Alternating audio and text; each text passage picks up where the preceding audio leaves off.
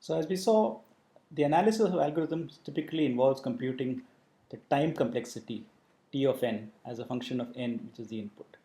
Okay, and now we want to compare, say, two functions. So supposing you want to compare f of n, which is say n cubed, and we want to know whether this is better or worse than say g of n, which is 5000 n squared, let's say. So supposing we have two algorithms, one takes n cubed, the other one we have computed somehow takes 5000 n squared, and we want to know which is better.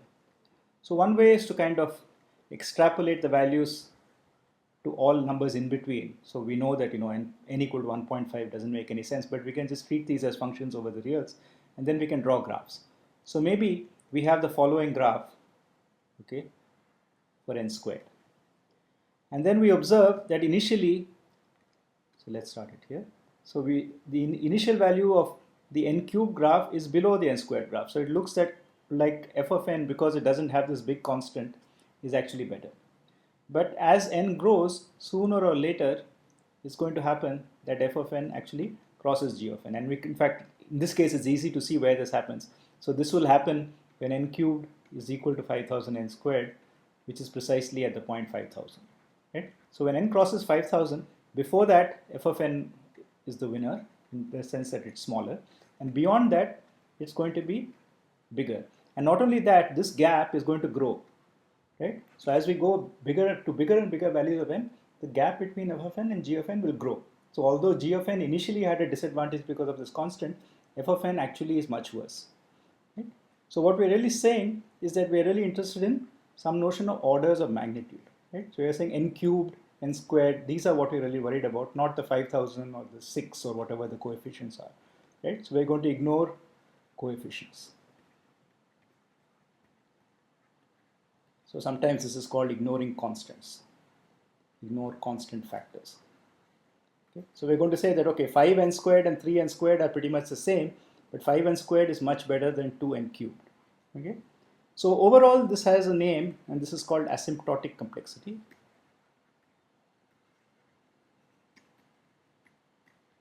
So this is the behavior in the limit. Okay? So behavior as n tends to infinity. This is what we're really interested in. Now this has a bearing on something else that we talked about, which is this notion of basic operations. Okay? So remember that we gave this example saying that we could have swap xy as a basic operation, or we could say only assignments are basic, in which case we would have to break this up into 3 steps. First we store the value of x, then we overwrite x with y, and then we restore y from temp. Right? Now the point is that if we take one of these is equal to 3 of these. So if we count swaps and we count assignments, we get a factor of 3. But if we ignore constants, okay, this doesn't matter.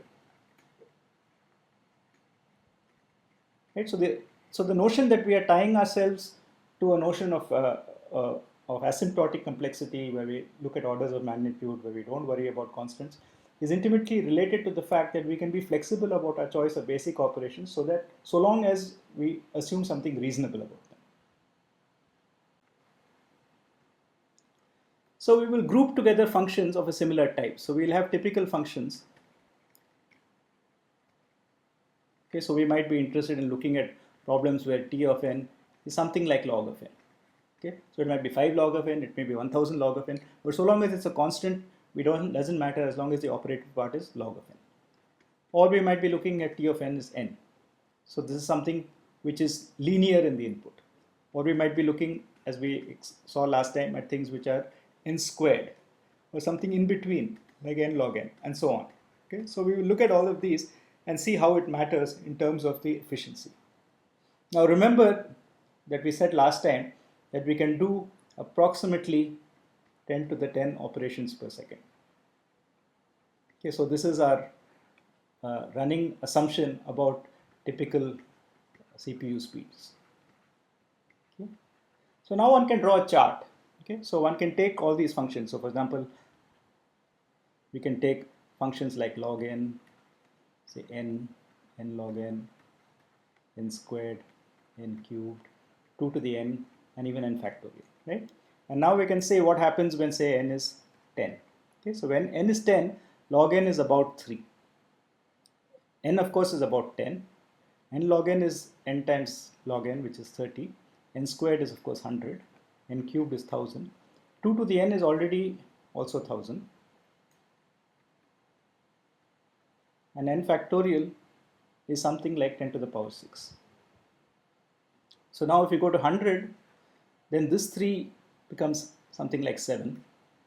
This 10 becomes of course 100 because n is 100.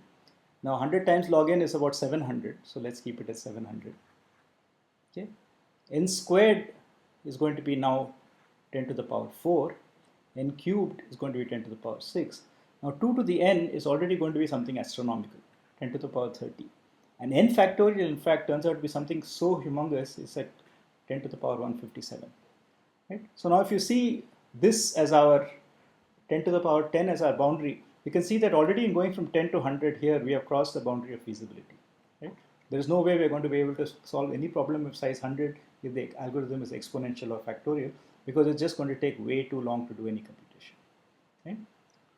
So we can go one step further. So supposing we go to 1000, okay, now log grows very slowly, it goes to about 10. This is 1000. N log n is about 10 to the power 4 now. Okay, n squared is 10 to the power 6, and now n cubed is approaching the limit of what we can do, 10 to the power 9. If we go one step further, 10 to the power 4, then here we have something like 13.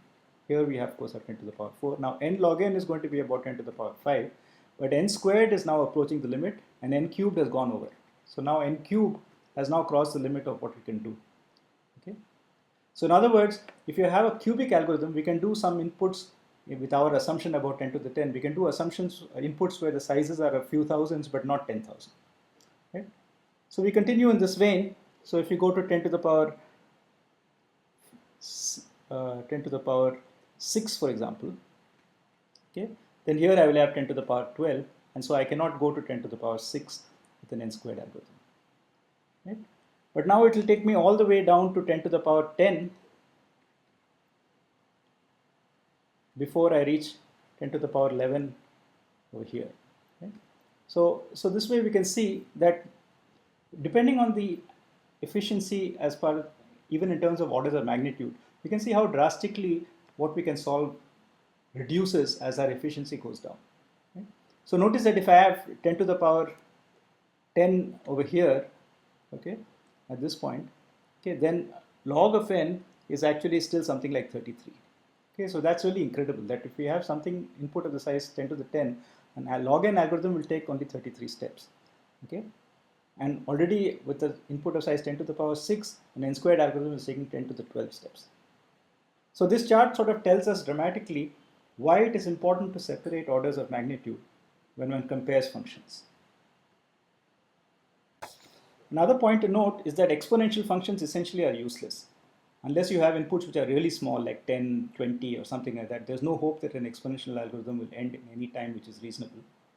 And also n squared, we've already seen this with the sorting thing, n squared, so usually all polynomials, that is all functions that look like this, are considered to be efficient in some abstract sense. But in a concrete sense, this is already a huge divide, going from n log n to n squared. So n squared algorithms typically can be really inefficient, even for real size inputs that we see in day-to-day life. Now the other thing we saw last time is that t to the n, t of n means different things, because there is no such thing as a uniform input of size n, right? So it depends on the input.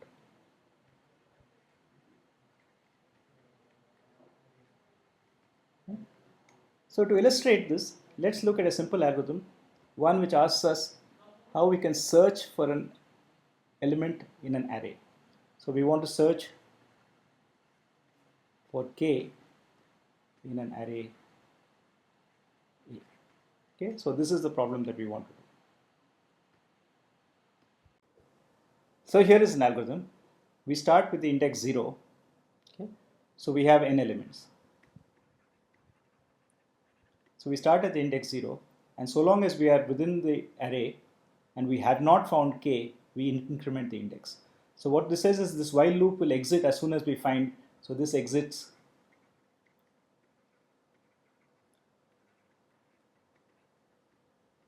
when we find an index such that ai is equal to k, or if we reach I is equal to n, right? And when we exit, we check whether we crossed n or not. If we reached n, that means we didn't find it. Otherwise, we found it. So if we did find it, we return the index where we found it. If we didn't find it, we return -1. Okay. So now let's see two extreme scenarios. Okay. So the first extreme scenario is that k is actually equal to a0. Okay. So now the loop exits in one step. Okay. And the other point is k is not in a at all. Here the loop takes n steps. Okay. So we have to go through the entire array to find out that it's not there. So in a natural sense, this is the best possible thing that we could happen, and this is the worst possible thing that we could happen. Now typically our algorithm has to run on all different types of input that the user supplies, and we have no control over whether something is there or is not there. So when we make an estimate about the running time of the algorithm, typically this worst case estimate is the most realistic thing we can do, because it gives us an overall upper bound for how much time this algorithm takes. So this motivates looking at different notions of complexity. So the first, as we said, is worst case. So worst case complexity, okay, asks us to look at, for each n, take the input of size n that takes the longest time, right? So this is going to be the value that we will put as T of n. So T of n will be the longest time it takes for any input of size n. And we add this up over, we plot this for each n and we get a function, okay? So in a very natural way, this is an upper bound, okay? So if this is how much time it takes in the worst case for each n, then overall for all inputs, it takes at most this much time. So if we do a sequence of computations involving the algorithm, we can add up T of n for each input and we'll get something which takes, the actual algorithm can take no more than that much time, okay? And how do we construct the worst case input? So we can construct worst case input by looking at the algorithm, right? So as we saw in the previous thing, we looked at the algorithm and we saw what it is. It says we start at 0 and it goes to the end and it exits at the end if it has not found it. So from this we know that the worst case input would be one where it will not find it. Yeah? So this is something that we typically can reverse engineer. We can look at an algorithm and force it to take as much time as it should or as it possibly can, and from that we can reconstruct a worst case input. So worst case inputs are one sensible way of measuring the running time of an algorithm. Another possibility, of course, is to be optimistic. So we can do this thing called best case complexity. So like in the previous example, okay, we can look at the best possible input.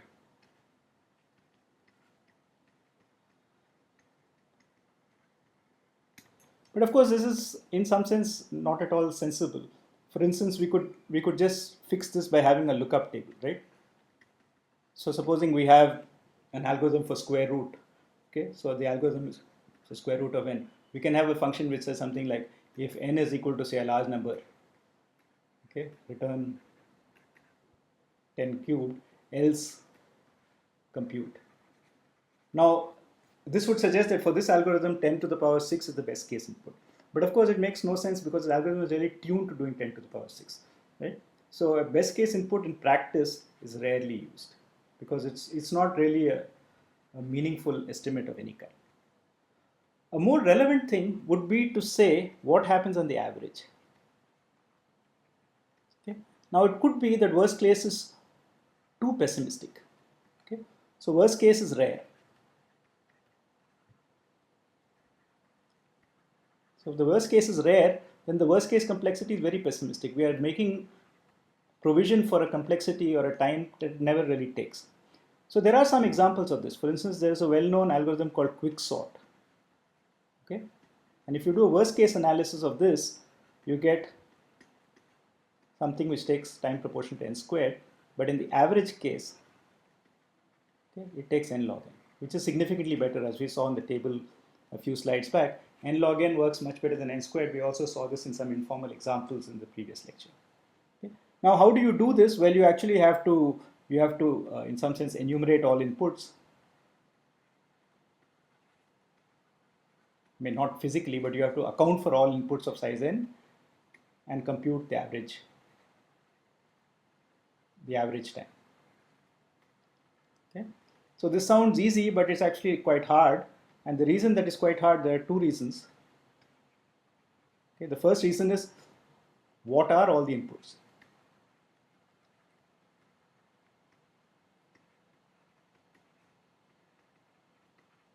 Okay, so for instance, in sorting, you could quickly look at the fact that it doesn't really matter what the numbers are. So you can assume that if you have n inputs that are actually 1 to n, and so then you can have all permutations of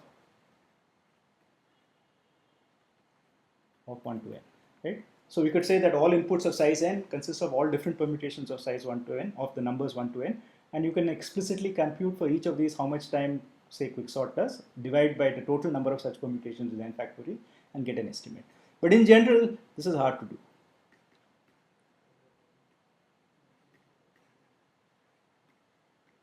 It's hard to just even come up with a valid set of all possible inputs of size n. So remember, for instance, the problem that we had about the video game with the points on a plane. Now, how do you enumerate all possible distribution of points, endpoints in the plane? It's kind of very hard to even come up with that number, and it's not in general something which is reasonable. Okay. The other thing that is more subtle is that not all inputs are equally likely. Okay, so in some sense, you can do an analysis of this kind if you assume that every possible input of size n occurs with the same probability. But in general, this is not the case. So you need some kind of underlying probability distribution, and this is hard to come by again.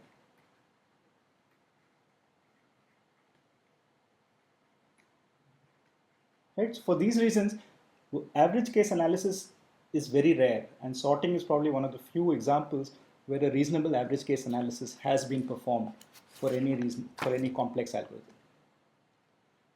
The last category of complexity is something which comes typically in the context of data structures, and it's called amortized complexity. Okay, so the word amortization actually comes from economics. So it's something where you pay some fixed costs now, and then you recover the cost later. For instance, supposing you wanted to rent or buy. Okay, so you have a difference between rent or buy. Okay? So if you rent, then you pay per use. So buy, you have a fixed cost, and then you have free usage.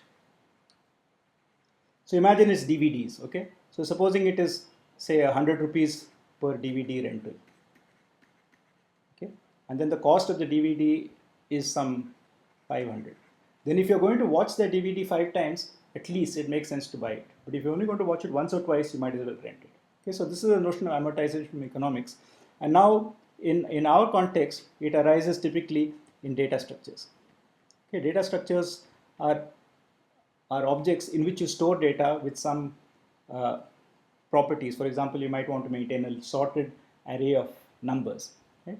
So now when you add things to it, you have to keep the array sorted. So there is a certain cost you pay, but then if you're also going to be searching for things in it, you can do binary search, and that cost will be recovered. Right? So basically you have some expensive operations, and then to balance it, you have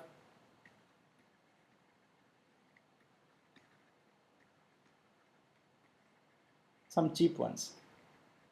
Okay, and they average out in some sense. So now if you took only the expensive operations as your worst case estimate and you multiplied it by the number of operations, you get a very pessimistic estimate of the overall cost.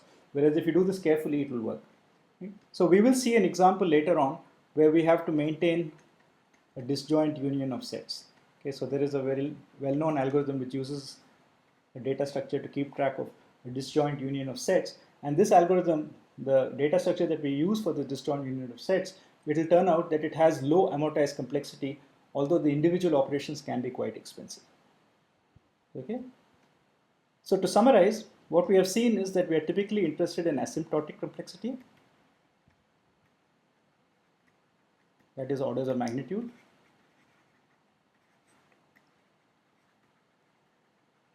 Right? Then we've also saw in that chart how the feasibility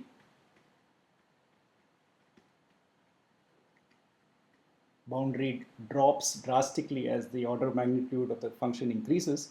And then we saw different types of measures that we could use. So we had worst case, best case. So worst case is a kind of upper bound. Best case is a kind of optimistic bound and probably not useful. Then we could also, in some cases, get a nice average case analysis like quicksort, but this is hard to do. Okay, and then for data structures, so it's not average case, sorry, but average complexity. And we have amortized complexity for data structures, which allows us to measure across a sequence of different operations what the total cost is going to be. So these are different ways that we will look at algorithms. Most often we will typically be doing this one, right? So the worst case is the most common analysis, in some sense because it is the most reasonable one, and also because it is in some sense the easiest to do, because average case is kind of hard to do.